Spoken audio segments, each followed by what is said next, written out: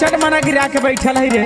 का करी हो, हमार बहुत कुछ खाए के मन करता, जाता ना बाजारी कुछ लेते हो तो ना। का खाए के मन करता? हमके कुछ लागत हो, बड़ा ऊंच नीचे दिखात हो रे। हाँ हो। का बोल? ऐसे ना बता बता जल्दी बता। अरे जिया मचला तखिया द पानी पूरी सजना, कुछ दिन बाद गुजी घरवा में किलकारी सजना।